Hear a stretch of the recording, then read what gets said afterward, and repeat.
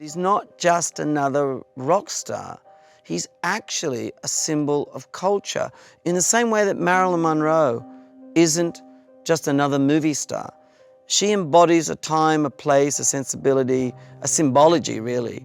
And Elvis has become that. Now, that's an amazing thing, but that's also problematic when it comes to exploring his life. Because as Elvis said, it's very hard to live up to an image. And as he also said, I'm so tired of playing Elvis Presley.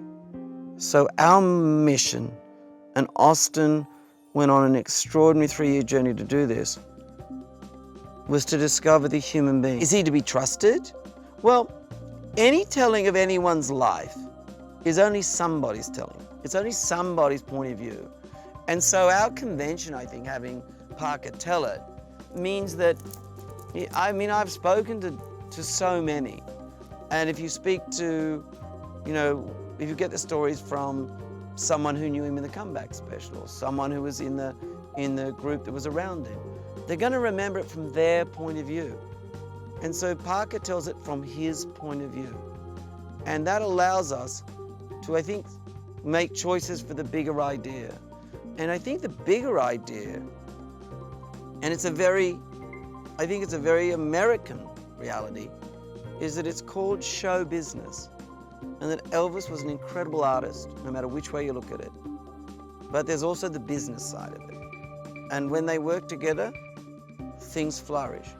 And when they get out of balance, when it's only about the business, when it's only about taking care of business, then I think tragedy will eventually ensue. She has absolute genius and a gift for taking my visual language, bowerbirding or collaging or cues and scribbles, and translating it into fine art. And then we work very closely on that. I mean, from hems in a costume to how the color of the walls in a mansion. As I get a call from Denzel Washington, who I do not know. And he says, hi. I say, hi, Denzel. He says, look, I've just been on stage with this young guy called Austin Butler in a play. And I don't normally do this, but I'm just ringing you to tell you, I have never seen a work ethic like that. And it was my privilege to discover, after me putting through the ringer, trying to make him crack, I guess, to see could he sustain the incredible journey. Didn't even come near it, like it was just nothing I threw at him would he be bothered by. But sing, move like Elvis, sound like Elvis, read every single thing, and do karate. I never met Austin that he didn't have his iPhone on, was scanning every YouTube thing, anything he could find, or rereading the book, we had a dojo set up, and he worked with this absolutely gifted person called Polly Bennett, who does active movement. She's a choreographer. She's just gifted in a unique way. But honestly, they would get into the dojo at whatever in the morning, and if he wasn't doing other tests and stuff, he'd be sweating. There was a moment when I actually had to go to Austin. This is a real story. And my producer, Patrick, said, you better go. I said, look, Ost, sometimes you've got to curve back, because if you keep going like this, you will break.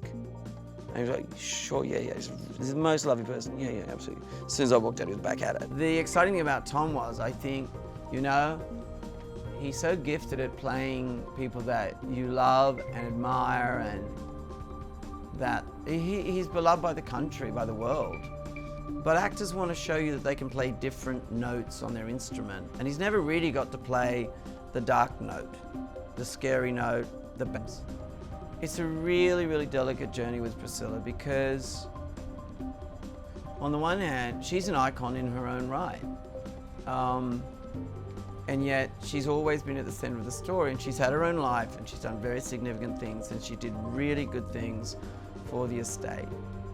And it's not for me to get into the complexity of being in a family where your husband, your father, your grandfather, your uncle becomes an icon of such magnitude that there's no corner of the earth that he hasn't actually touched. It's not for me to delve into or talk about my own view of was study, study, study, live, live, live, absorb, absorb, absorb. And then it becomes Austin Elvis interpretation, because the number one thing was to make him human and spiritual. Human and spiritual. So I love them to understand the humanity of the man. I'd also love it to bust a lot of inappropriate myths and frankly misinformation about the man's journey. I'd love them to understand that this is someone who was so dirt poor, who was in very unusual circumstances, who was so shy, who just wanted to get over his shyness through singing, and was driven by the need to get out of poverty, to rescue his parents out of poverty. And then see actually somewhat the great American dream actually flourishing, but also with immense success, flying too close to the sun and like Icarus, tumbling to the floor in what I think is the lows, the music, the love, the looks, the fashion. But most of all, they come out and they're still talking about it after that connection and support was there all the way through it.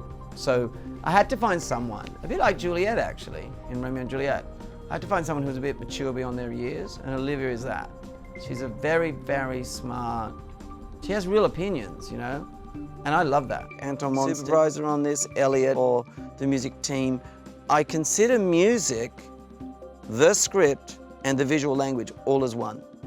I literally developed 3 scripts, really. The musical script, the written word, and the visual script. And at a certain point with those collaborators, I bring it all into one synthesis, so that when actors come into my world, there's a visualization already, there's a musicalization already, which I know is not a word. My usage, I made it up. And then there's the text, a script. And they all live at once. I don't come in and say, look, there's a script, now let's think about the music. Because to me, music is not a background, music is a script. You can say, I mean, particularly with Elvis, I mean, actually, access to the inner life of Elvis, he's not a particularly verbal person. He doesn't do long 20-minute screeds like I do. But when he opens his mouth and he sings, you feel you know him.